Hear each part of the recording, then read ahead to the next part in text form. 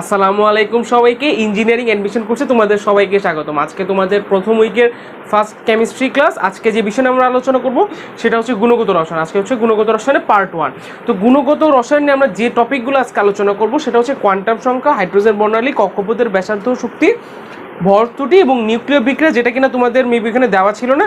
আমরা নিউক্লিয় বিক্রিয়া নিয়েও আলোচনা করব, ঠিক আছে ভাই? তো চলো আজকের ক্লাসটা শুরু করি। আশা করি তোমরা ডেমো ক্লাস দেখে ফেলেছো।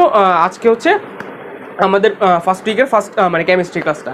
তো চলো আমরা কোয়ান্টাম সংখ্যা যেটা সেটা দিয়ে শুরু করবো, ঠিক আছে? কোয়ান্টাম সংখ্যা দিয়ে, আচ্ছা বাকিগুলো মুছে দিই। খেয়াল করো, কোয়ান্টাম সংখ্যা, তো কোয়ান্টাম সংখ্যার সাথে সবাই মোটামুটি পরিচিত। তো কোয়ান্টাম সংখ্যা থেকে কী টাইপের কোশ্চেন আসে, তাই না? বিগত সালে যে কোশ্চেনগুলো যদি দেখি তাহলে খুব কমই এসেছে, তাও বুয়েটের 16-17টা একটা কোশ্চেন দিয়ে দিয়েছিল এই কোয়ান্টাম সংখ্যা থেকে। তো কোয়ান্টাম সংখ্যা থেকে কী কোশ্চেন আসছিলো সেটা আলোচনার আগে ফার্স্টে কিছু বেসিক কথাবার্তা নিয়ে বলে ফেলি। সেটা হচ্ছে আমরা জানি যে যে কোনো একটা প্রধান কি কক্ষপথে কয়টা ইলেকট্রন থাকতে পারে সেটার আমরা একটা সূত্র জানি। সূত্রটা আমরা 9 10-এই পড়ে আসছি। সেটা ছিল কি 2n², অর্থাৎ যে কোনো শক্তি স্তরের ইলেকট্রন ধারণ ক্ষমতা, সেটা যদি দ্বিতীয় শক্তি স্তর হয় সেটা তৃতীয় শক্তি স্তর হয়। যেমন মনে করো তৃতীয় শক্তি স্তর, ইট মিনস n=3। এই শক্তি স্তরে ইলেকট্রন সংখ্যা কত তা আমরা জানি। এখানে এই সূত্র থেকে ডাইরেক্ট বসাবো 2 × 3² ইট মিনস 9, ইট মিনস 18, অর্থাৎ তৃতীয় কক্ষপথে টোটাল 18টা ইলেকট্রন বসতে পারে। এখন কথা হচ্ছে কি ভাই, এই টাইপের কোশ্চেন কি বুয়েটে দেয়, চুয়েটে দেয়, কুয়েট আসলে না, ওখানে খুব একটা এই টাইপের কোশ্চেন কখনো এইভাবে আসে না যে তৃতীয় কক্ষপথে কয়টা ইলেকট্রন আছে লেখো। এই টাইপের কোশ্চেনগুলো দেখা যায় বুটেক্সে দেয়, তারপর অন্যান্য ইউনিভার্সিটিতে দিয়ে দেয়। ইঞ্জিনিয়ারিং মেনলি এসব কোশ্চেন দেয় না। আচ্ছা, এটা ছিল মানে এই একটা জিনিস। আর তারপর হচ্ছে কি আমরা কি জানি, প্রধান এই শক্তি স্তরের আবার কি আছে ভাই, উপশক্তি স্তর কি রয়েছে, উপশক্তি স্তর। উপশক্তি স্তর বলতে কি এস, পি, ডি, এফ, এগুলোই তো বোঝায়, তাই না? আচ্ছা, এখন যদি আপনাকে বলে দেয়, খাস করে একটা কোশ্চেন বলে দিল, সেটা হচ্ছে 6f এখানে কয়টা এই উপশক্তি স্তরে কয়টা ইলেকট্রন বসবে, তাই না? এখন এইটা বের করার সূত্র কি, সেটা হচ্ছে দেখেন 2 × 2l + 1, কি 2 × 2l + 1, অর্থাৎ দেখেন তো এখানে 6f, তাই না? আচ্ছা, এই এলটা কি ভাই বলেন তো? দেখেন কোয়ান্টাম সংখ্যাতে আমরা কি পড়ি, প্রধান কোয়ান্টাম সংখ্যা, সহকারী কোয়ান্টাম সংখ্যা, স্পিন কোয়ান্টাম সংখ্যা, আর এটা কি চৌম্বকীয় কোয়ান্টাম সংখ্যা। প্রধানের পরে কি বললাম, সহকারী কোয়ান্টাম সংখ্যাকে কি দ্বারা আমরা প্রকাশ করি, এল দ্বারা। তো ওই এল এর যে বিভিন্ন মান, এস এর জন্য একটা মান, পি এর জন্য একটা মান, ডি এর জন্য একটা মান, এফ এর জন্য একটা মান। আমি জানি এগুলো আপনারা জানেন, তাও বলে নিচ্ছি। বলেন তো ওই এস এর জন্য এল এর মান কত ভাই, 0, পির জন্য কত 1, ডির জন্য কত 2, এফ এর জন্য কত ভাই 3। এখন যদি বলে এই 6f এ কয়টা ইলেকট্রন বসবে, তাহলে আপনি এই সূত্র দিয়ে বসাতে পারেন 2 × 2l + 1। তাহলে এখানে 2, এফ এর জন্য এল এর ভ্যালু কত, অবশ্যই 3, তাহলে 3 × 2 = 6 + 1, তাহলে কত 7, 7 × 2 = 14। ইট মিনস এই 6f উপশক্তি স্তরে কয়টা ইলেকট্রন বসবে, 14টা। এগুলো খুবই বেসিক কথাবার্তা বললাম, ঠিক আছে? আচ্ছা চলেন এবার তাহলে একটু সামনের দিকে যাই। এগুলো খুবই একদম সোজা, এবং এখান থেকে আসলে খুব একটা কোশ্চেন আসেও না। বাট আসে না যে এই বলে তো আমরা এটাকে ফেলে রাখতে পারি না, অবশ্যই আমাদের কি এটা কি ভালো মতো পড়া লাগবে। আচ্ছা, খেয়াল করেন একটা জিনিস, সেটা হচ্ছে বুয়েটের 16-17তে কি কোশ্চেন আসছিল, দুইটা কোশ্চেন দিছিল এই পার্ট থেকে, ঠিক আছে? প্রথম কোশ্চেনটা বলছিল যে ভাইয়া 4D উপশক্তি স্তরের অরবিটালের জন্য, এটা ছিল বুয়েট 16-17, ঠিক আছে? আচ্ছা, 4D উপশক্তি স্তরের অরবিটালের জন্য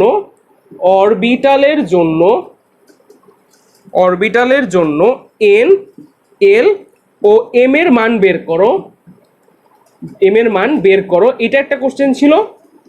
আরেকটা কোশ্চেন বলে দিছিল প্রধান কোয়ান্টাম সংখ্যা n = 3 হলে ওই শক্তি স্তরে কয়টা ইলেকট্রন থাকতে পারে। দেখছেন আমি বলছিলাম এখানে দেয় না, বাট বুয়েট 16-17 এই কোশ্চেন দিয়ে দিছে যে n = 3 হলে প্রধান শক্তি স্তরে কয়টি ইলেকট্রন থাকে। তো আগেরটাই পড়ে আসছি ভাই, সূত্র কি 2n², এটা বসাই দিলেই আমি আমার অ্যান্সারটা পেয়ে যাব। আচ্ছা, এবার আসি 1 নম্বর কোশ্চেনটাতে। 1 নম্বর কোশ্চেনে কি বলছে যে 4D উপশক্তি স্তরের অরবিটালের জন্য n, l ও m এর 3টা মান বের করো। এখন n এর মান আমরা বুঝতে পারতেছি 4D, ইট মিনস এটার প্রধান শক্তি স্তর কত ভাইয়া, n4। আচ্ছা, চলে গেল একটা l, যেহেতু এটা d, আমরা জানি s এর জন্য 0, p এর জন্য 1, d এর জন্য 2, f এর জন্য 3, তাহলে এই l এর ভ্যালু কত ভাইয়া, l এর ভ্যালু হচ্ছে, যেহেতু এটা d, so it means 2। Okay, p এর জন্য কিন্তু 1। আচ্ছা, যেহেতু এল এর জন্য 2, তাহলে এম এর ভ্যালু কত হয় বলেন তো? অবশ্যই -2 -1 0 1 2, তাই না? কি বললাম? -2 -1 0 1 2। আশা করি বুঝতে পারছেন, ঠিক আছে? আচ্ছা, আরেকটা জিনিস বলে দিই, ঠিক আছে? সেটা হচ্ছে, দেখেন তো একটা জিনিস খেয়াল করেন, সেটা হচ্ছে আমরা যখন মনে করেন, একটু দাঁড়ান, একটু মুছে দিই, জিনিসটা হাবিজাবি হয়ে গেছে, খেয়াল করেন। মনে করেন ভাইয়া বলে দিল 4s, হ্যাঁ, বললো কি এটার জন্য n বের করো, m বের করো, আর এটা হচ্ছে l বের করো। তা আপনি n হচ্ছে 4, l কত? যেহেতু s, ইট মিনস 0, m কত? 0 না? আচ্ছা, এখন কথা হচ্ছে এই l এর ভ্যালুর জন্য m এর ভ্যালু কয়টা হবে? এটা তো আমরা জানি যে না, যখন এখানে s p d হয় m এর 5টা ভ্যালু চলে আসে। আসলে এটা কেমনে আসে দেখেন তো, 2l + 1 এই সূত্রের মাধ্যমে, 2l + 1 এই সূত্রের মাধ্যমে। তাহলে খেয়াল করেন, এল এর ভ্যালু 0 না? তো 0টা এখানে বসাই দেন, তো 2 এর 0 0 যোগ 1 কত আসলো? 1 আসলো না? 2 এর 0 0 তাহলে 1। আর একটু আগে আমার ছিল কি ভাইয়া? 4d ছিল, তো d এর জন্য এল এর ভ্যালু কত? 0 1 2, 2 ছিল, তো 2 এখানে বসাই দেন, 2 2 4 যোগ 1 5। তাহলে দেখেন তো এম এর ভ্যালু আমরা 5টা পাইছিলাম না? -2 -1 0 1 2, এইটাই, ঠিক আছে ভাই? আচ্ছা, তাহলে আমাদের কি চলে গেল ভাই? কোয়ান্টাম সংখ্যা রিলেটেড কথাবার্তা চলে গেল। আচ্ছা, এটা যদি যায়, এরপরে আমরা যেটা পড়বো সেটা হচ্ছে কক্ষপথের ব্যাসার্ধ শক্তি। এটা আমরা পড়ে ফেলি, ঠিক আছে? কি বললাম? কক্ষপথের ব্যাসার্ধ ও শক্তি, খুবই ইম্পর্টেন্ট একটা জিনিস। বাট এখান থেকে দেখলাম যে বিগত বছরে অনেক কিছুই, মানে লাস্টে অনেক কিছুই আসে নাই, বাট আসে নাই বলে তো না, পড়া তো লাগবে। আচ্ছা, আরেকটা কথা বলে নি, কথাটা বলি, খুবই ইম্পর্টেন্ট একটা কথা, সেটা হচ্ছে কি, দেখেন আপনারা যে ইঞ্জিনিয়ারিং ক্লাসগুলো করতেছেন, এক জিনিস খেয়াল করছেন, আমরা কিন্তু সব কিছু পড়াচ্ছি না, সিলেক্টিভ কিছু টপিক। কারণ কি? কারণ হচ্ছে ইঞ্জিনিয়ারিং মানে হচ্ছে আমরা এখানে সিলেক্টিভ মানে টপিকগুলো পড়াবো, ওইখান থেকেই মেনলি কোশ্চেনটা আসবে। এখন আমার একটা কথা শুনেন, এই যে আসলে আপনারা এমন একটা বেচ যারা কিনা এইচএসসি পরীক্ষা দেওয়ার আগেই অ্যাডমিশনের জন্য অনলাইনে কোচিং করতেছে। দেখেন সবাই শুরু করে দিচ্ছে, উদ্ভাস বলি, ইউসিসি বলি, সবাই মিলে কি কোচিং শুরু করে দিছে। আচ্ছা, এখন এখন একটা কথা বলি, সব জায়গায় কিন্তু সিলেক্টিভ আইটেম পড়াচ্ছে। এন্ড আপনি জাস্ট সিলেক্টিভ আইটেমটা পড়লেন, বইয়ের আনাচ্ছে, দেখেন তো এই চ্যাপ্টারে কি ফার্স্টের দিকে বোরের তথ্য আছে, আর অনেক কিছু আছে, রাদারফোর্ডের মডেল, আপনি কি এগুলো পড়ে আসছেন? এখন পড়তেছেন না। বাট আপনাকে যখনই একটা চ্যাপ্টার ধরবেন, আপনাকে অবশ্যই চ্যাপ্টারের ফার্স্ট থেকে লাস্ট পড়তে হবে। কারণ কি? আপনার মাথায় কিন্তু এটা আছে, আগে অ্যাডমিশন না, কিন্তু আগে এইচএসসি। কোনো কারণে যদি আপনার এইচএসসি এক্সামটা খারাপ হয়, এই যে ইঞ্জিনিয়ারিং অ্যাডমিশন না, এখানে যা পুরো বাস খাবেন। বাস কেন খাবেন আমি আপনাকে বলি, যদি কোনো কারণে আপনার A+গুলো মিস হয়ে যায়, আপনি তো ভর্তি পরীক্ষায় দিতে পারবেন না, তাহলে আপনি বলেন আপনার প্রিপারেশনটা নিয়ে লাভটা কি? এই জন্য বলতেছি, আমরা যখন ক্লাসটা করাবো, ক্লাসের টপিক পড়ার সাথে সাথে বইয়ের A to Z পড়া লাগবে। তাহলে কি হবে জানেন? এইচএসসি প্রিপারেশনটা একদম 100% হয়ে গেল। অ্যাডমিশনে আপনার যে প্রিপারেশনটা থাকার কথা ছিল, তার চেয়ে ডাবল আপনার প্রিপারেশন। ইট মিনস যদি আমার বইয়ের অন্য আনাচে কানাচে থেকেও কোশ্চেন দেয়, আপনারা পারবেন। সো এই ভুলটা করেন না যে অন্যান্য জিনিস পড়া বাদ দিয়ে জাস্ট এগুলো পড়ার কোনো দরকার নেই, সব একসাথে পড়তে হবে। এটার সাথে সাথে ফুল বইয়ের প্রথম পেজ থেকে লাস্ট পেজটা অবশ্যই পড়বেন, কারণ মাথায় রাখতে হবে এইচএসসি কিন্তু আগে। কোনো সাবজেক্টে যদি A+ মিস হয়ে যায়, ভর্তি পরীক্ষা দিতে পারবেন না, ঠিক আছে? আচ্ছা, আমি কি জানি বলতেছিলাম, কক্ষপথের ব্যাসার্ধ ও শক্তি। কক্ষপথের ব্যাসার্ধ ও শক্তি। আচ্ছা, তো এটার সূত্র বলার আগে, মানে এই কক্ষপথের ব্যাসার্ধ বের করার যে সূত্র, এগুলো বলার আগে আমি ডাইরেক্ট আগে একটা ম্যাথ দিই। ম্যাথ দিলে জিনিসটা ক্লিয়ার হবে। সেটা হচ্ছে, খেয়াল করেন, বলে দিলাম হিলিয়াম পরমাণুর, এখান থেকে লাস্ট কয়েক বছরের কোনো কোশ্চেন আসেনি, হিলিয়াম পরমাণুর তৃতীয় বোর কক্ষপথের ব্যাসার্ধ বের করো। তৃতীয় বোর কক্ষপথের ব্যাসার্ধ বের করো, ব্যাসার্ধ নির্ণয় করো বা বের করো, যেটাই বলি না কেন, ঠিক আছে? আচ্ছা, বলছে কি হিলিয়াম পরমাণুর তৃতীয় কক্ষপথের ব্যাসার্ধ বের করো। আচ্ছা, এই টাইপের ম্যাথগুলোতে একটা জায়গায় যে আমরা খুব একটা আটকায় যাই, ঠিক আছে? আটকাবো কুই পরে বলতেছি, আগে যা সূত্রটা বলি। আমাকে বলছে কি ব্যাসার্ধ বের করতে, তা আমরা ব্যাসার্ধ সূত্র জানি, R = n square h square divided by 4 pi square into Z into M into e square, ঠিক আছে ভাই? এখন বলি কোনটা কি। এনটা হচ্ছে আমার যে কক্ষপথ দিয়েছে কত, তৃতীয় না, এইটা, মানে ইট মিনস n = 3। আচ্ছা, এইচ কি? প্লাঙ্কের ধ্রুবক, মান আমরা জানি 4 পাই স্কোয়ার। জেড কে একটু পরে বলতেছি। এই এমটা হচ্ছে কি ভাই আমার, এমটা হচ্ছে আমার ইলেকট্রনের ভর, ই কি ইলেকট্রনের আধান, ইট মিনস 1.6 ইন্টু 10⁻⁹ কুলম্ব। এই জেডটা কি দেখেন তো আমার এটা কি দিছে, হিলিয়াম না, হিলিয়ামের পারমাণবিক সংখ্যা কত, হাইড্রোজেন হিলিয়াম লিথিয়াম, তো হিলিয়াম কত 2, তাহলে এই জেড এর ভ্যালুটা হচ্ছে এখানে 2। ঠিক আছে, জাস্ট মানগুলো বসাবেন, ম্যাথটা কমপ্লিট। ওকে, আচ্ছা এই ম্যাথটার মধ্যে একটা জায়গায় ঝামেলা আছে, ঝামেলাটাকে আমি এখন বলবো না, একদম ক্লাসের লাস্টে বলবো, তাহলে আপনাদের মনোযোগ থাকবে।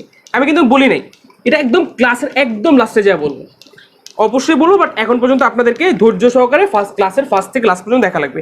আচ্ছা চলেন দ্বিতীয় আমরা ম্যাথে যাই। দেখেন দ্বিতীয় ম্যাথটা কি বলছে, যে হাইড্রোজেন পরমাণুর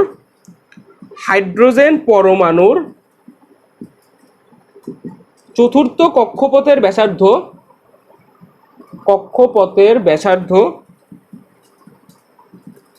8.5 ইন্টু 10⁻⁻10 মিটার। এই কক্ষে ইলেকট্রনের গতিবেগ বের করো, গতিবেগ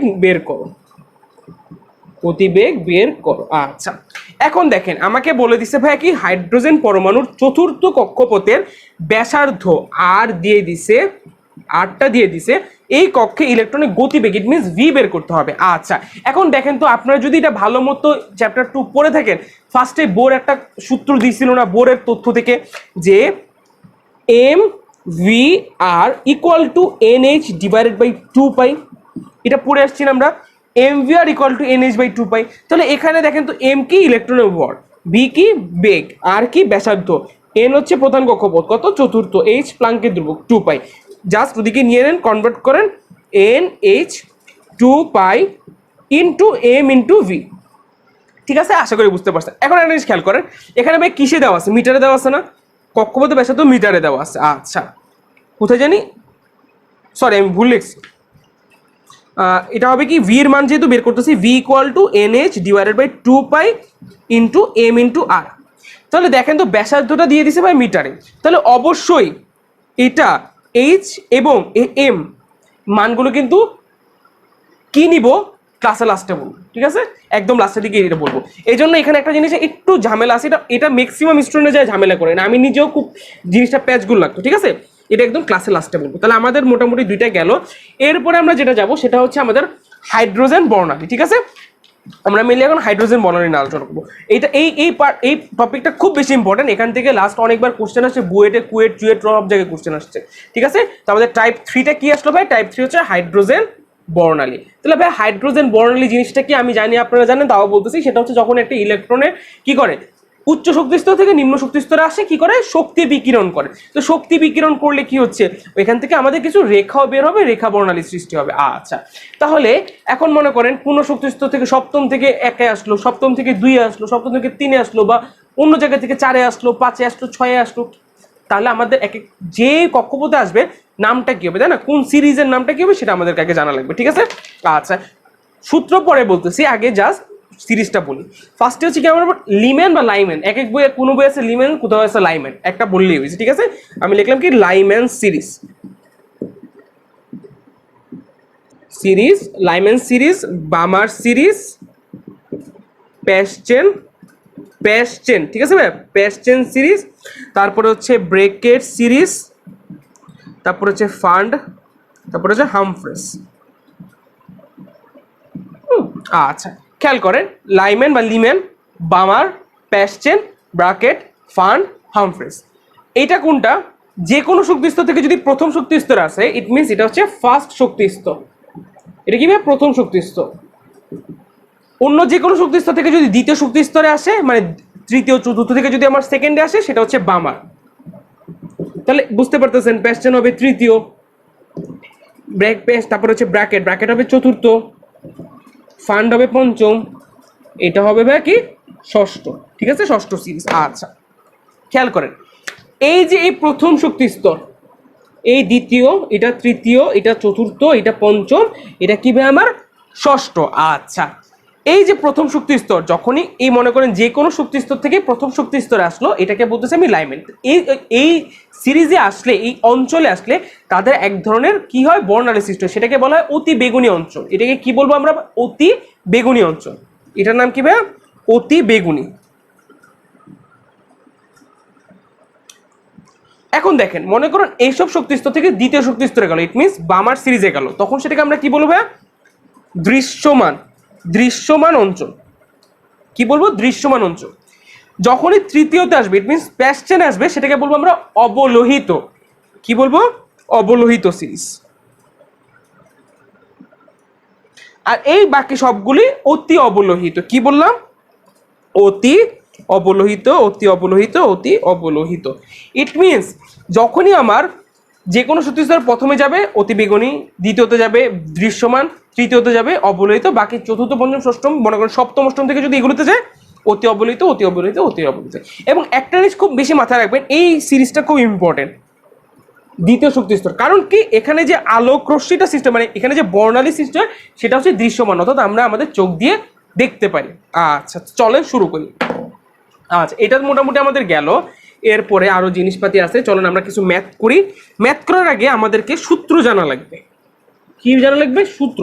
যে এই যে মনে করেন একটা শক্তি স্তর থেকে আর একটা শক্তি স্তরে গেল, তাই না? মনে করেন তৃতীয় থেকে চতুর্থ থেকে তৃতীয়তে আসলো, বা পঞ্চম থেকে দ্বিতীয়তে আসলো, তাহলে কি আমার রেখা বর্ণালী সৃষ্টি হচ্ছে, মানে কি আলোক তরঙ্গ দৈর্ঘ্য এখানে ক্রিয়েট হচ্ছে। তাহলে এই তরঙ্গ দৈর্ঘ্য যে বের করার সূত্রটা কি, সেটা আমাদের জানা লাগবে। সেটা সূত্রটা হচ্ছে, আমাদের খেয়াল করেন, 1/λ ইকুয়াল টু RH। RH-টা কি ভাই? রিড বাগ দেবো divide into 1 divided by n1 square minus n2 square. এই একটা সূত্র দিয়ে আমাদের মোটামুটি সবগুলো ম্যাথই করা হবে। ঠিক আছে, তো চলুন একটা ম্যাথ দেখি। ম্যাথটা হচ্ছে বুয়েটের 14-15-তে আসছিল। ঠিক আছে, আচ্ছা খেয়াল করেন ম্যাথটাতে কি বলছে।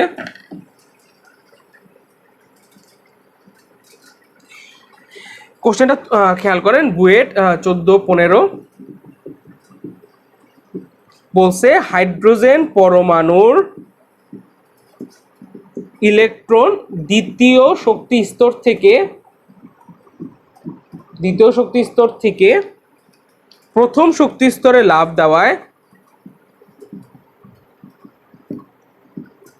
দেওয়ায় সৃষ্ট বর্ণালীর তরঙ্গ দৈর্ঘ্য অ্যামস্ট্রং এ বের করো। সৃষ্ট বর্ণালীর তরঙ্গ দৈর্ঘ্য অ্যামস্ট্রং এ বের করো। ঠিক আছে, মানে কি অ্যামস্ট্রং এ বের করতে হবে। তাহলে আমরা সূত্র জানি 1/λ ইকুয়াল টু কি ভাই? RH 1/n1 square n2 square. তাহলে দেখেন তো এখানে n1 কত হবে? n1 দেখেন দ্বিতীয় শক্তি স্তর থেকে প্রথম শক্তি স্তর আসছে, অর্থাৎ যেটাতে যাবে সেটা হবে n1। তো n1 কত ভাই? 1। n2 কত? n2 হচ্ছে এই 2, তাহলে হবে কি 1 স্কোয়ার, তাহলে কি হবে 1 মাইনাস 1/4। ঠিক আছে ভাই, আর এখানে রিডবার্গ দুবকের মানটা দিয়ে দিবে। আর এটা কিন্তু দেখেন রিডবার্গ কি 109678, এটা কিন্তু পার সেন্টিমিটারে আছে। ঠিক আছে, তো এটাকে অবশ্যই আমাকে কি নিতে হবে? ফার্স্টে মিটারে নিতে হবে, মিটার থেকে আমাকে অবশ্যই অ্যামস্ট্রং এ নিতে হবে। আচ্ছা, এখন কথা হচ্ছে এই কোশ্চেনটার মধ্যে একটা ইন্টারেস্টিং পার্ট আছে, সেটা হচ্ছে এটা যেমন বইয়ের 16-17-তে আসছিল, 6-7-এও একটা কোশ্চেন আসছিল। ঠিক আছে, আচ্ছা 6-7 যে কোশ্চেনটা আসছিল হুবহু সেম এই ক্যাটাগরিরই কোশ্চেনটা, জাস্ট বলে দিছিল যে তরঙ্গ দৈর্ঘ্য বের হয়েছে, ঠিক আছে, ওইটার আলো কি ধরনের, মানে ওইখান থেকে কি ধরনের রেখা বর্ণালী তৈরি হলো, কি ধরনের। ঠিক আছে, আচ্ছা এখন খেয়াল করেন, সেটা হচ্ছে আমরা কি জানি না 480 থেকে 700 এটা কি ন্যানোমিটারের এই যে এই অঞ্চলের আলোগুলোকে কি আমরা কি দেখতে পারি না? এগুলো কি দৃশ্যমান অঞ্চলের আলো। কি বললাম? 480 থেকে 700, এটা কি আমার দৃশ্যমান অঞ্চল না? দৃশ্যমান মানে আলো যদি আলো তরঙ্গ দৈর্ঘ্য যদি এইটার মধ্যে থাকে, এই সীমার মধ্যে থাকে, তাহলে আমরা আলোটাকে দেখতে পারি। ঠিক আছে, তো সেই অনুযায়ী মনে করেন আপনার কোনো কারণে অ্যান্সারটা আসলো 520 ন্যানোমিটার, সাপোজ ধরে নিলাম, তাহলে আপনাকে বলা লাগবে না আপনি যে আলোটা দেখতেছেন এই আলোটা কি কালার, তাহলে অবশ্যই আপনাকে এটা জানা লাগবে। ঠিক আছে, তো চলেন এই চারটা অবশ্যই আপনারা লিখে ফেলবেন। ঠিক আছে, খেয়াল করেন যেটা লিখে দিচ্ছি, 480 থেকে 700 কি আমার দৃশ্যমান আলোর তরঙ্গ দৈর্ঘ্য। আচ্ছা ঠিক আছে, খেয়াল করেন, তাহলে আমি লিখতে পারি না, সরি এটা 480 হবে না, সরি 380 হবে, আমি ভুল বলছি। 380 থেকে 700 ন্যানোমিটার যেটা, সেটা হচ্ছে কি ভাই? দৃশ্যমান। ঠিক আছে, আচ্ছা আচ্ছা এখন খেয়াল করেন 380 থেকে 420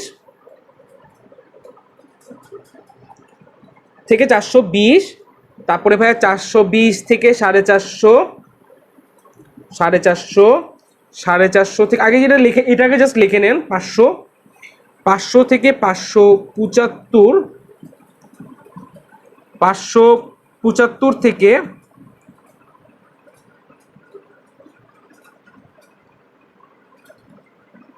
575 থেকে 590, 590 থেকে 647, আর 647 থেকে 700, ঠিক আছে ভাইয়া? আচ্ছা 380 থেকে 420, এই এই এই রেঞ্জের মধ্যে একটা পড়তেছে, 420 থেকে 450 এটার মধ্যে একটা পড়তেছে, এই রেঞ্জে আরেকটা, এই রেঞ্জে একটা, এই রেঞ্জে একটা, এই রেঞ্জে। তো এখন আমরা পড়ে আসছি না বেনি আসহ কলা, কি বললাম? বেনে আসো, বেতে কি বেগুনি, নিতে নীল, এটা কি আসমানি, বেনি আসহ কলা, তাই না? তাহলে এটা কি হবে আসমানি, আসমানি। তাহলে বেনি আসহ তাহলে কি সবুজ, হলুদ, কমলা, লাল, ঠিক আছে ভাই? তাহলে দেখেন ফার্স্টেই বলে রাখতেছি 380 থেকে 700, এটা বারবার বলতেছি, এটা খুব বেশি ইম্পর্টেন্ট, এটা খুব, এটা জাস্ট ইঞ্জিনিয়ারিং এর জন্য না, ইঞ্জিনিয়ারিং, এইচএসসি, বাকি অন্যান্য যে কোনো ভার্সিটি সবগুলোর ক্ষেত্রে এটা খুব বেশি ইম্পর্টেন্ট। এখান থেকে কোশ্চেন আসে 380 থেকে 700 মানে কি দৃশ্যমান। দেখা গেল আপনার তরঙ্গ দৈর্ঘ্য বের হলো 520, তো এখন বললো এই 520টা যে বের হলো এটা তো দৃশ্যমানের মধ্যে পড়ছে, আপনি বুঝতেই পারতেছেন। তো আলোটা কি কালারের আলো হবে সেটা তো আপনাকে জানার জন্য অবশ্যই এই চারটা পারা লাগবে। এই চারটার 19-20 হইতে পারে, অনেক সময় 420-এর জায়গায় 421, একটু 19-20 হয়, ওইটা কোনো প্যারা না। তাহলে দেখেন 380 থেকে যখন 420 ইট মিনস বেগুনি, 420 থেকে যখন 450 নীল, 450 থেকে যখন 500 আসমানি, 500 থেকে 575 সবুজ, 575 থেকে 590 হলুদ, এইটা থেকে এইটা কমলা, 647 থেকে 700 লাল। তাহলে কি বেনি আসহ কলা না? পারবেন না এটা মুখস্থ রাখতে? এটা অবশ্যই মুখস্থ রাখা লাগবে, খুব বেশি ইম্পর্টেন্ট, ঠিক আছে? আচ্ছা এটা তাহলে আমাদের গেল। আচ্ছা এটা যেহেতু আমাদের গেল, এরপরে খেয়াল করেন একটা জিনিস বলি, সেটা হচ্ছে মনে করেন তৃতীয় কক্ষপথ থেকে আলো প্রথম কক্ষপথে ব্যাক করলো, ঠিক আছে না? মানে ইলেকট্রন আসলো, সরি, তৃতীয় কক্ষপথ থেকে প্রথম কক্ষপথে ইলেকট্রন স্থানান্তর যেটা, সেটা ঘটলো। এখন আমরা এতক্ষণ বলতেছিলাম যে রেখা বর্ণালী নিয়ে, তরঙ্গ দৈর্ঘ্য নিয়ে। এখন যদি আপনাকে কোশ্চেন করা হয় যে ভাইয়া তৃতীয় থেকে তো এখানে গেল, অবশ্যই আলোর যে বর্ণালী সেটা উৎপন্ন হলো, এখন এই আলোর রেখা কয়টা হইলো? একটা হইলো, দুইটা হইলো, না তিনটা হইলো? এটা কেমনে বলবো? এটার একটা সূত্র আছে, সূত্রটা কি খেয়াল করেন, এটা হচ্ছে রেখা বর্ণালীর সংখ্যা। কি বললাম? রেখা বর্ণালীর সংখ্যা। তাহলে দেখেন সূত্রটা কি দাঁড়াচ্ছে, n2 minus n1 into n2 minus n1 plus 1 divided by 2। অর্থাৎ মনে করেন এখন একটা কোশ্চেন আসলো যে আলো তৃতীয় থেকে প্রথম শক্তি স্তরে গেল, রেখা কতগুলো রেখা তৈরি হলো বের করো। তাহলে বলেন তো n1 কত হবে? অবশ্যই হবে প্রথম শক্তি স্তর, কারণ কি এখানে আসছে, প্রথমে আসছে, তাহলে এখানে কত হবে ভাই? 1। n2 কত হবে? 3, তাহলে বের করেন 3 minus 1, 3 minus 1 plus 1 divided by 2। তাহলে খেয়াল করেন এখানে 3 1 1 চলে গেল, তাহলে কি 3 মাইনাস 1 কত? 2, 2 into 3 6 divided by 2, it means আমার কত থাকলো? তিনটা রেখা তৈরি উৎপন্ন হবে। খেয়াল করেন 3 মাইনাস 1 2, 3 মাইনাস হ্যাঁ তিনটা, ঠিক আছে। তাহলে কত হবে? তিনটা দিয়ে হিসাব করেন কয়টা? দুইটা। এখন যদি মনে করেন এরকম বলতো যে অষ্টম কক্ষপথ থেকে প্রথম কক্ষপথে আসবে, তাহলে বের করেন কি হইতো? 8 minus 1, 8 minus 1 plus 1 divided by 2। তাহলে 1 1 চলে গেল, এখানে 8 থেকে গেলে 7, 7 8 56, 56 ডিভাইডেড বাই 2, ইট মিনস হচ্ছে 23, সরি 23 কেন বলতেছি, কত হবে? 4 2 দুগুণে 4 8 28, এইটাই, ঠিক আছে? আশা করি বুঝতে পারছেন। তাহলে আমাদের এটা কি জানি ছিল? এটা ছিল আমাদের হাইড্রোজেন বর্ণালী। তাহলে আমাদের মোটামুটি হাইড্রোজেন বর্ণালীটাও ক্লিয়ার। এখনো কিন্তু একটা জিনিস বাকি আছে, সেটা হচ্ছে যে বলছিলাম ক্লাসে লাস্টে বলবো, এটা পরে বলতেছি। আচ্ছা এরপর আমরা আসি ভর ত্রুটি নিয়ে। ভর ত্রুটিটা ভালো মতো দেখেন, ভর ত্রুটি থেকে এখানে যদি ভর ত্রুটি ভালো মতো আপনার পারেন, ফিজিক্সেও ভর ত্রুটি আছে, সো এগুলো খুব ইজিলি পারবেন। ভর ত্রুটি থেকে বোর্ডে কিন্তু কোশ্চেন আসে, এইচএসসিতে ভর ত্রুটি থেকে অনেক বেশি কোশ্চেন চলে আসে, বিশেষ করে ফিজিক্সের পার্টে, কেমিস্ট্রি পার্টে খুব একটা আসে না, বাট আমাদের এডমিশনে দেখা যায় বুয়েটে মাঝে মাঝে ভর ত্রুটি থেকে কোশ্চেন আসে, ঠিক আছে? আচ্ছা তো ভর ত্রুটি দিয়ে আসলে বোঝানো হচ্ছে ভর ত্রুটি নিয়ে ম্যাথগুলো করলে আপনাদের জিনিসগুলো ক্লিয়ার হয়ে যাবে, ঠিক আছে। আচ্ছা, আরেকটা কথা বলি, সেটা হচ্ছে আপনারা তো অ্যাডমিশনের জন্য করতেছেন, অবশ্যই উদ্ভাসে কনসেপ্ট বুকগুলো পড়বেন। এবং কনসেপ্ট বুকের একটা জিনিস বলি, কনসেপ্ট বুকের একটা সুবিধা আছে, একটা অসুবিধা আছে। অসুবিধা হচ্ছে কনসেপ্ট বুকের প্রথম দিকে যদি আপনি পড়তে যান মাথাটা চক্কর মারে, কারণ কি ওখানে কোত্থেকে অনেক কিছু কিছু জিনিস নিয়ে আসে যেটা কখনো আপনি আগে পড়েন নাই, বা একটু একটু এক্সট্রা কথা বলে, ঠিক আছে। ব্যাপারটা হচ্ছে কি এই জিনিসটার মানে বইয়ের জ্ঞানটাকে সমৃদ্ধ করার জন্য অনেক কিছু অ্যাড করা আছে, বাট ওগুলো আপনার দরকার নেই। বেস্ট হবে কি আপনার বইয়ের কয়েকটা পৃষ্ঠা উল্টালে দেখবেন টাইপ বেসিক সমস্যা আছে, টাইপ 1, টাইপ 2, টাইপ 3, টাইপ 4, ওইগুলো আগে পড়বেন, ওইগুলো স্টাডি করবেন। দেন গিয়ে যদি আপনার কাছে মনে হয় আমার কাছে সময় আছে, আমি এটা পড়লে আমার মাথায় এক্সট্রা প্রেশার পড়বে না, তাহলে পড়বেন, ঠিক আছে। আমাদের বায়োলজি স্যার সবসময় একটা কথা বলতো যে তোমার ব্রেনে যদি এক্সট্রা প্রেশার নেওয়ার ক্ষমতা না থাকে তুমি কেন এক্সট্রা প্রেশারটা নিবা, ঠিক আছে। কারণ কি একটা জিনিস ঢুকাবেন দেখবেন আরেকটা জিনিস পুরান জিনিস বের হয়ে যাবে। সো একটা জিনিস হুদাই ঢুকায় তো লাভ নেই, যেটা কিনা কখনো আসবেই না, ঠিক আছে। এই জিনিসগুলো নিয়ে একটু বুদ্ধি নিয়ে পড়বেন, দেখবেন তাহলে সোজা হবে। বোকার মতো সব পড়তে যাবেন দেখবেন একটু হলেও বাস খাবেন। আচ্ছা, টাইপ 4 যেটা, সেটা হচ্ছে ভর ত্রুটি। ভর ত্রুটির অঙ্ক একদম সোজা একটা ম্যাথ, কিন্তু এই ম্যাথটা অনেকে বুঝি না কেন জানি, ভুল করে অনেকে পারেই না, ঠিক আছে। আচ্ছা, আমি ডাইরেক্ট একটা ম্যাথ করাবো, ঠিক আছে। খেয়াল করেন, একদম ইজি ম্যাথ। সেটা হচ্ছে ফার্স্টে করাই কার্বন 12, ঠিক আছে। এই কোশ্চেনটা কোন একটা ভার্সিটিতে আসছিল আমার খেয়াল নাই। খেয়াল করেন, কার্বন 12 পরমাণুর নিউক্লিয়ার বন্ধন শক্তি বলে দিছে, নিউক্লিয়ার বন্ধন শক্তি কত মেগা ইলেকট্রন ভোল্ট, কত MeV, কত মেগা ইলেকট্রন ভোল্ট। সাথে সাথে বলে দিয়েছে MP, Mn, তারপর হচ্ছে Me যথাক্রমে 1.0074, 1.0086, 0.00054 AMU সবগুলো, ঠিক আছে। আচ্ছা, আমাকে বলে দিছে কি ভাইয়া বন্ধন শক্তিটা কত, মানে আমাকে বন্ধন শক্তি বের করা লাগবে, শক্তি ইট মিনস বের করা লাগবে। তো বন্ধন শক্তির সূত্র আমরা পড়ে আসছি না ভাইয়া, বারবার বলছি প্লিজ একটু ভালো করে মনোযোগ দিলে এইটা এখানেও ক্লিয়ার হয়ে যাবে, ফিজিক্সেও ক্লিয়ার হয়ে যাবে। E=del m c²।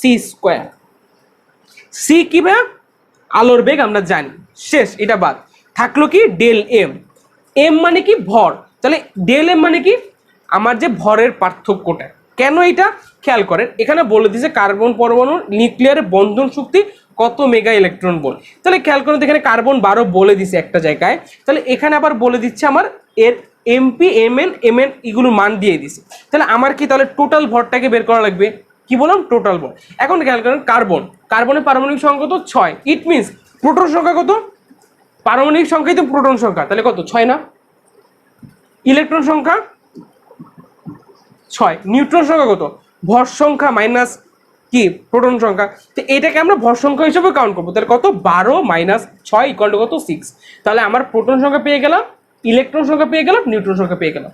ওকে, আচ্ছা এবার আমি কি করবো, টোটাল ভর বের করবো। তো টোটাল ভর কেন বের করে, টোটাল ম্যাস ইকুয়াল টু, দেখেন এটা কি আমার MP, প্রোটনের জন্য ভর দিয়ে দিচ্ছে না, এটা প্রোটনের জন্য মানে এটা, তাহলে কত হবে, প্রোটন সংখ্যা কত 6, 6 × 1.0074, বুঝতে পারছেন এত, প্লাস এটা কি ভাই আমার নিউট্রনের না, তো নিউট্রন কত আছে, নিউট্রন সংখ্যা কত 6, তাহলে 6 × 1.0086, প্লাস এটা কি আমার ইলেকট্রনের জন্য, আর ইলেকট্রন সংখ্যা কত 6, তাহলে 6 × 0.00054। তাহলে কি এখান থেকে ভাই আমার টোটাল ভরটা চলে আসলো। এখন আমাকে বলেন এখানে টোটাল ভর চলে আসলো, এই টোটাল ভর থেকে আমার কি বাদ দেওয়া লাগবে, এইটা বাদ দেওয়া লাগবে, 12 বাদ দেওয়া লাগবে। কি বললাম, এই যে ডেল এমটা টোটাল ভর থেকে আমার 12, তাহলে কি ভাই এখানে কত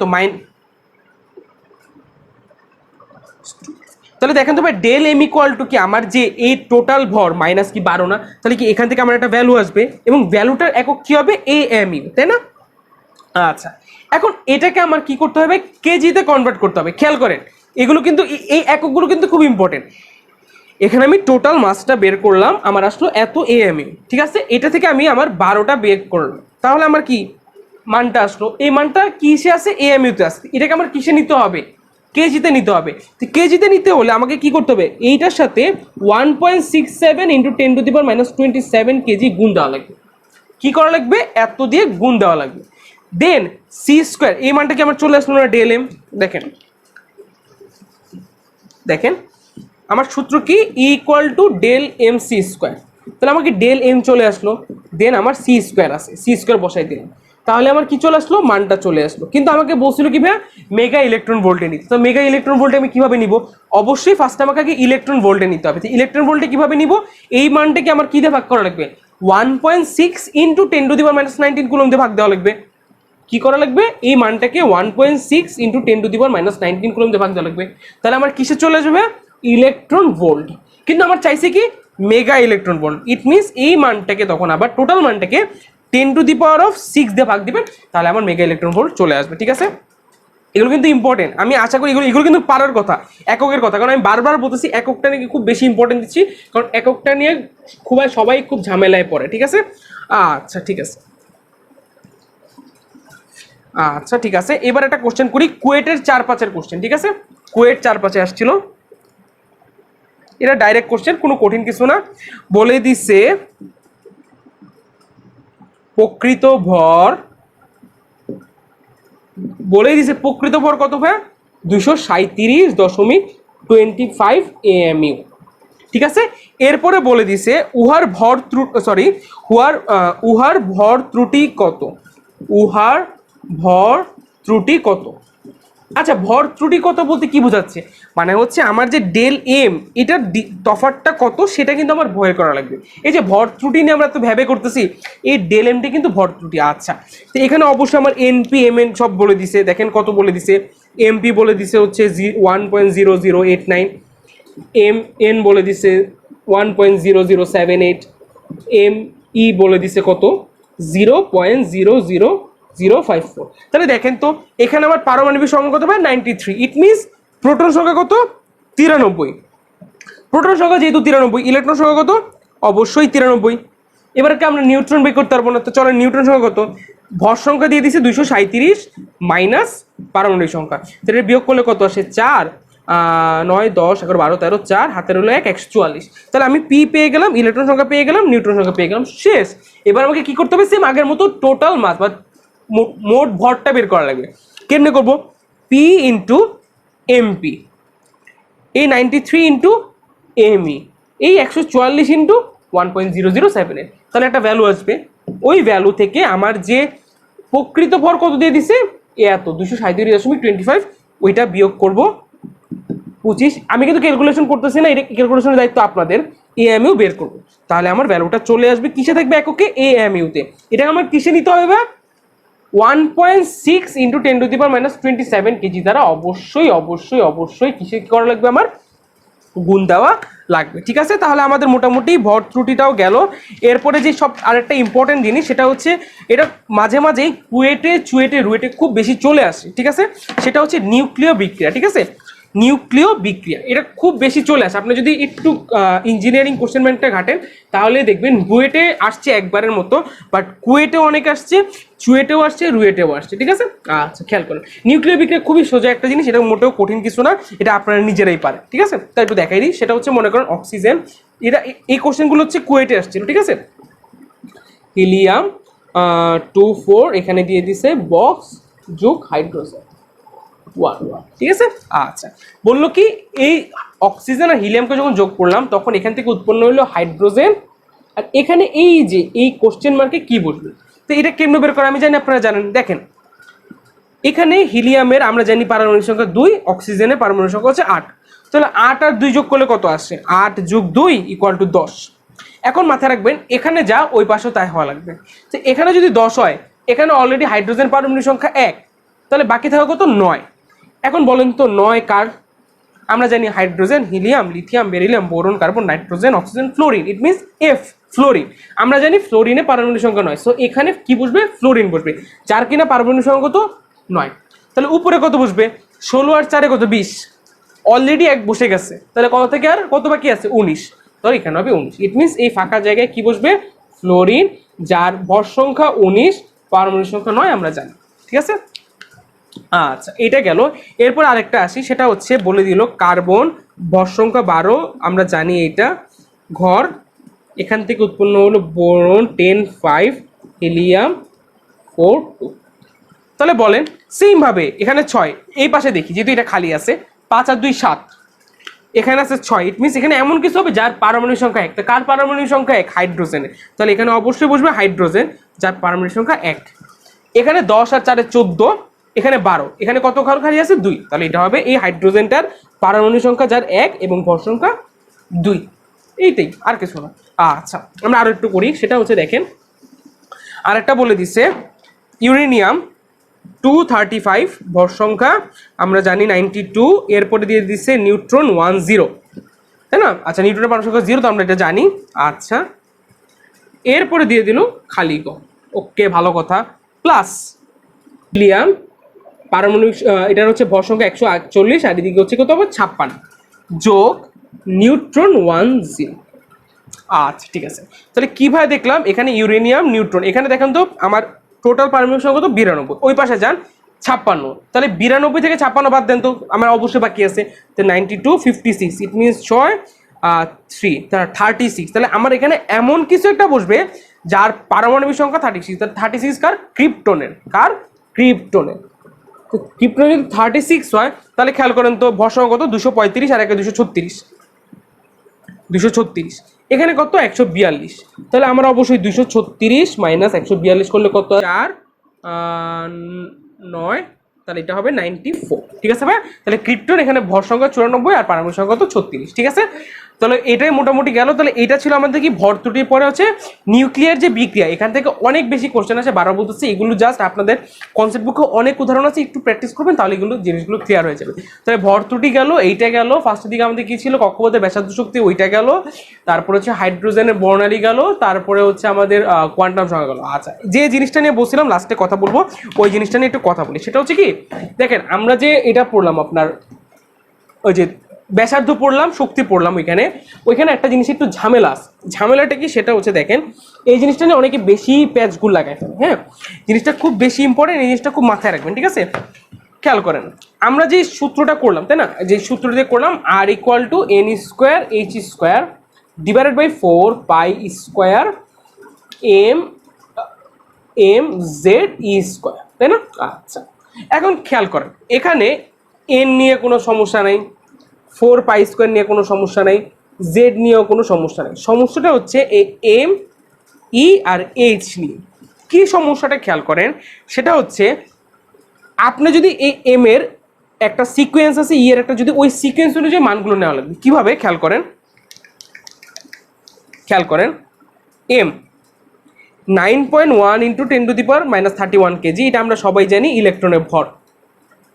তারপর আমার কি কি আছে, সরি জেড কেন দিছি আমি, সরি হ্যাঁ জেড তো ঠিক আছে। তারপর আছে এম ই ইলেকট্রনের আধান, আমরা জানি 1.6 ইন্টু 10⁻⁹ কুল, এটা একটা। আর একটা কি আমার এইচ কি? প্লাঙ্কের ধ্রুবক 6.634 ইন্টু 10⁻34 জুল সেকেন্ড। ঠিক আছে, এটা একটা মান। আপনারা যদি এটা কেজি নেন অবশ্যই এটা কুলম্বে নেবেন, এটা অবশ্যই জুল সেকেন্ডে নেবেন। ঠিক আছে, এটা একটা কথা। কিন্তু আমাদের ম্যাক্সিমাম বইয়ের মধ্যে যে সিস্টেমে করা সেটা হচ্ছে এই এম এর ভ্যালুটা কেজির জায়গায় কিসে দেওয়া আছে? গ্রামে দেওয়া আছে। বারবার বলতেছি, হয় এইটা ফলো করবেন নয় এইটা ফলো করবেন। আমি বলবো যে এইটা ফলো করেন, কারণ বইয়ের মধ্যে সবসময় এই সিকোয়েন্সে ফলো করা হয়। তো এম এর ভ্যালুটা বইয়ে দেওয়া আছে কত? 9.1 ইন্টু 10⁻28 গ্রাম। ইট মিনস আর কিছুই না, কেজি থেকে গ্রামে কনভার্ট করছে, এতটুকু। কি বললাম? কেজি থেকে কিসে কনভার্ট করছে ভাই? গ্রামে কনভার্ট করছে, আর কিচ্ছু না। আচ্ছা, এইটা গেল। এইচ এর ভ্যালু আমরা কত দিয়েছি? 34 জুল সেকেন্ড। আর ওরা এখানে ইআরজি সেকেন্ড মানে এনার্জি পার সেকেন্ডে নিচ্ছে, খেয়াল করেন। তাহলে ভ্যালুটা কত? 6.634 ইন্টু 10⁻27 ইআরজি সেকেন্ড, এনার্জি সেকেন্ড।